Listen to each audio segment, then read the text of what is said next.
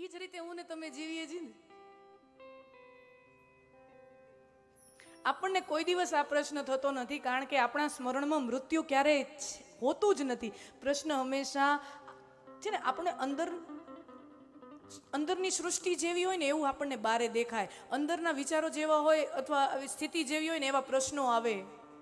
આપણી સ્થિતિ પ્રમાણે આપણી દુનિયા બને, આપણી સ્થિતિ પ્રમાણે આપણી દ્રષ્ટિ બને, આપણી સ્થિતિ પ્રમાણે આપણા વિચારો બને, આપણી કક્ષા સ્થિતિ પ્રમાણે આપણા વિચારો બને. ભાઈઓ, તમારી સાથે આવું નથી થતું? માની લ્યો કે તમારી પાસે સગવડ હોય પૈસાની, તમને એમ થાય કે ના આપણે હવે વધારાની ગાડી લેવાની થાય છે, અને તમે નક્કી કરો કે આપણી પાસે કેટલા રૂપિયા છે, તો અત્યારે 15-20 લાખ રૂપિયા જેટલા પડ્યા છે, અને ગાડી લેવાનું નક્કી કરો તો હવે આ બજેટમાં શું આવે? તો તમે નક્કી કરો કે આ 2-3 ગાડીઓ આવે ને એમાંથી આપણને કઈ ગમે? તમે નક્કી કરો કે આપણે આ 15-20 લાખમાં આ બજેટમાં આપણને ક્રેટા આવશે. એટલે તમે એ મોડલ જેવું નક્કી કરો ને કે આપણે આ ગાડી લેવી, ક્રેટા લેવી કે ઇનોવા લેવી, જેદી તમે નક્કી કરો ને કે હવે મારે ઇનોવા લેવી, ઈ દિવસથી તમે શહેરમાં ફરશો ને રોડ ઉપર નકરી તમને ઇનોવા જ દેખાશે.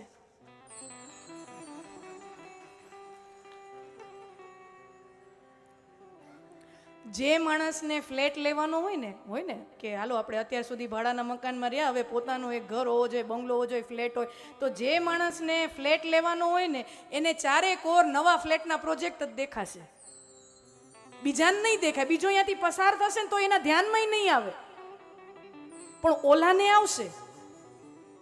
क्यों? क्योंकि उसकी स्थिति है, उसके अंदर यही चल रहा है, तो उसको बाहर भी यही दिखेगा. એના મનમાં ઇનોવા ચાલે ને એટલે એને રોડ ઉપર ઇનોવા દેખાય. કાં એવું નથી કે અચાનક તે નક્કી કર્યું એટલે ગામમાં ઇનોવા ફરવા માંડી, તો 2 મહિના પહેલા એટલી જ ફરતી હતી, પણ તે નક્કી કર્યું એટલે તને ઈ દેખાય છે. તમે નક્કી કર્યું એટલે તમને ઈ દેખાય છે. तुम जैसा सोचते हो ना बाहर तुम्हें वैसा वैसा वैसा दृष्टि मिल जाती है. परीक्षित राजा के मन में निरंतर मृत्यु का चिंतन है, क्योंकि मरने वाला हूं ना मैं, 7 दिन में मरने वाला हूं. ઈ પછી એવું વિચારે કે આટલા ફિક્સ ડિપોઝિટમાં પડ્યા એના 7% અત્યારે ચાલે, અહીંયાથી ઉપાડીને વાન નાખી દઉં તો અહીંયા મને 9% મળે, એવું વિચારે જે માણસ મરવાનું હોય.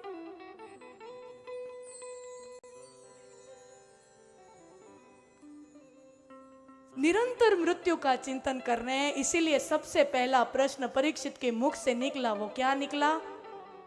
કે જે જીવ મરણના કાંઠે બેઠું હોય એના માટે સૌથી લાભદાયી ફળ શું છે? ક્યોંકि અંદર વિચાર વહી ચલ રહા થા. અને સુખદેવજી મહારાજ રાજી થયા. परीक्षित राजन, तुमने प्रश्न पूछा तो बढ़िया प्रश्न पूछा. वरिया नेश ते प्रश्न कृतो लोक हितम नृपा. રાજા, તમે પ્રશ્ન પૂછ્યો ને બહુ ઉત્તમ પ્રશ્ન પૂછ્યો. શું કામ? કારણ કે રાજા, આ પ્રશ્ન તારા એકલાનો નથી, આ પ્રશ્ન સમસ્ત સમાજનો છે. આ તારા એકલાનો પ્રશ્ન નથી, આ સમસ્ત સમાજનો છે. અને વાતે સાચી છે. પરીક્ષિત રાજા છે ને આપણા વતી પ્રશ્ન પૂછે છે. પ્રશ્ન ખરેખર મારો ને તમારો, આપણા બધાયનો છે. અને હું તો ત્યાં સુધી કહું, પરીક્ષિત રાજા તો ભાગ્યશાળી કહેવાય. એને ખબર હતી કે હું 7 દિવસ પછી મરવાનો છું. એનો મતલબ એને ગેરંટી હતી કે 7 દિવસ સુધી કાળ મારો વાળ વાંકો નહીં કરી શકે. ગેરંટી હે કે નહીં? આપણને કોઈ ગેરંટી છે? પરીક્ષિત રાજાને ગેરંટી હતી. શું હતી? કે 7મા દિવસે મરીશ, યાને 7 દિવસ તો જીવતો રહીશ.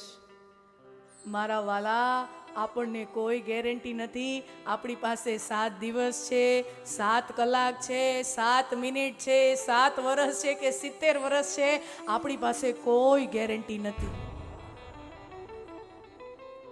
આ પ્રશ્ન આપણા બધાયનો છે.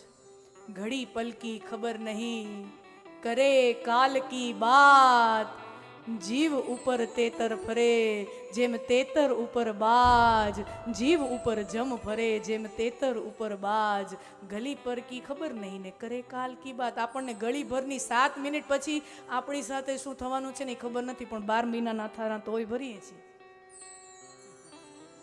ગળી પલ કી ખબર નહીં કરે કાલ કી બાત, જીવ ઉપર જમણા ફરે જેમ તેતર ઉપર બાજ.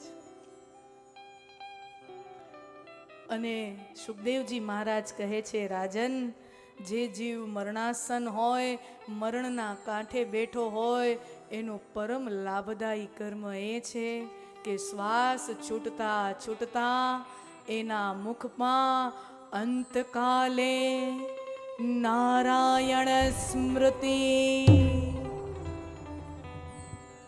શ્વાસ છોડતા છોડતા મુખ પર નારાયણ, મુખ પર રામનું નામ આવે, એ જીવની પરમ ઉપલબ્ધિ છે. અને આ જેટલું સહેલું સાંભળવામાં લાગે છે ને, એટલું જ પ્રેક્ટિકલી અઘરું છે. જેટલું સહેલું, હવે આમાં કેટલું સહેલું લાગ્યું નહીં? અંતકાલે નારાયણ સ્મૃતિ માને મરતા મરતા છેલ્લો શ્વાસ લ્યો ત્યારે રામનું નામ મોઢા ઉપર આવે. આમાં કાંઈ અઘરું છે?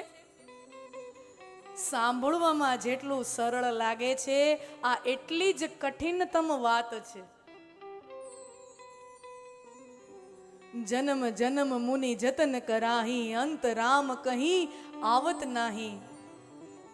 ઋષિ મુનિઓ, યોગીઓ જન્મો જન્મો સુધી સાધના કરે એટલા માટે કે એક વાર અંત સમયે મુખ પર રામનું નામ આવી જાય તો પાછું આવવું ન પડે. અને બહુ અઘરું છે. અંત સમયે છે ને, મનોવિજ્ઞાન એમ કહે છે, સાયકોલોજી મનોવિજ્ઞાન એમ કહે છે કે અંત સમયે જ્યારે જીવનો પ્રાણ છૂટતો હોય ને, આખું જીવન જેણે જે કર્યું હોય ને એ અંત સમયે એની ફિલ્મ આવે. આખું જીવન આપણે જેવું જીવ્યા હોય ને, અંત સમયે એવી ફિલ્મ આપણી આંખની સામેથી આવે. અહીંયા કોઈ શિક્ષક હોય, સાહેબ હોય, વિદ્યાર્થી હોય, ભણતો હોય, 10મું 12મું બોર્ડની પરીક્ષા માટે આખું વરો રખડ્યો જ હોય. એ બોર્ડની પરીક્ષામાં પાસ થાય. આલો આજુબાજુમાં થોડીક પ્રસાદી મળે ને થોડા કૃપા ગુણ મળે તો 35 ભેગા થઈ જાય, પણ પેલો નંબર તો ન આવે ને. આખું વર્ષ જે રખડ્યો જ હોય તો કદાચ આજુબાજુથી પ્રસાદી મળી જાય તો पास थी जाए, पर पहलो नंबर तो नो आवे. क्यों? पूरी साल पढ़ाई नहीं की तो अंत में क्या तुम पास होगे? वैसे ही पूरा जीवन जिसने राम का नाम नहीं लिया, अंत राम कहीं आवत नहीं. एना मुख पर अंत समये राम नु नाम नो आवे.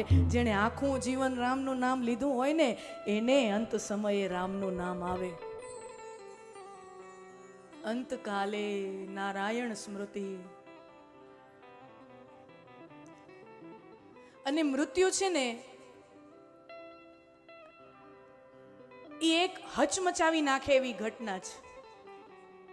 આજે અમે અંતિમ વિસામો ત્યાં સ્મશાન ગૃહમાં ગયા તો અમે તો સ્મશાન ગૃહની ફેસિલિટી, વ્યવસ્થા, ત્યાં શું છે બધી ટેકનોલોજી, આ બધું જોવા ગયા, પણ ત્યાં એક સબવાહિની આવી. ભાઈઓ મારી સાથે જ હતા. ત્યાં સબવાહિની આવી અને ત્યાં એક વડીલ ઉંમરના કોઈ દાદા હશે, એમનો પાર્થિવ શરીર લાવવામાં આવ્યો. આ જીવન, આ દ્રશ્ય છે ને આપણે બધાએ જોયું જ છે, કોઈએ આમાંથી ન જોયું હોય એવું નથી.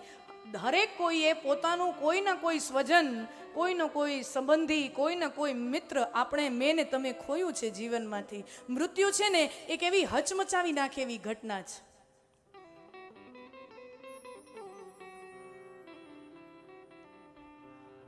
શાસ્ત્રો ભલે અમરતાની વાત કરે કે મૃત્યુ છે એ તો શરીરનું છે, આત્મા છે એ તો અમર છે, શાસ્ત્રો ભલે અમરતાની વાત કરે, પણ વ્યવહારિક દ્રષ્ટિએ જોઈએ તો આપણને સમજાય કે મૃત્યુથી મોટું પૂર્ણ વિરામ આ સંસારમાં બીજું કોઈ નથી. જેની સાથે હસ્યા હોય, રમ્યા હોય, જીવન જીવ્યા હોય, એ સ્વજન જ્યારે આપણા જીવનમાંથી વિદાય લઈ લે અને એક ફ્રેમમાં મઢાઈ જાય, કાલ સુધી આપણી સાથે ચાય પાણી નાસ્તો જમતા હતા, રમતા હતા, વાતો કરતા હતા, એ વ્યક્તિ અચાનક જ એક ફોટોના ફ્રેમમાં મઢાઈ જાય, એને ફૂલની માળા ચડેલી હોય અને એનું પાર્થિવ શરીર આમ પડ્યું હોય, એના આપણા સ્વજનના એ પાર્થિવ શરીર ઉપર ફૂલ તમે મૂકવા જાઓ ને, ફૂલની માળા પુષ્પ તમે મૂકવા જાઓ, એ પહેલા હૃદય ઉપર કેટલા પથરા મૂકવા પડે ત્યારે તમે એ ફૂલ ચડાવી શકો.